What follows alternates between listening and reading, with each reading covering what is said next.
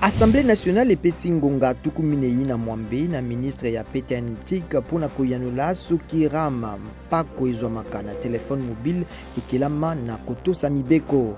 Ministre Augustin Kibasa Maliba azalaki lobi liboso ya bakili mibeko.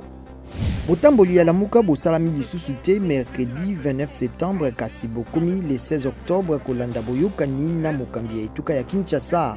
Lamuka ekomeli gouverneur Gentini Ngobila mikanda mibale pona yango.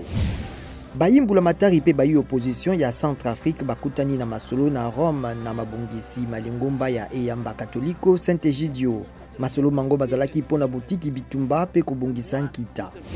Bakambi babingumba ya Kinshasa na ya Brazzaville bazali kokutana uto lobi na ngambo ya ekolo Congo Démocratique na lisanga libengami Kospeko. Mombongo kati na bingumba mibale, mibembo, bokengi, bokolongono pe environnement ezali kati na masolo mango.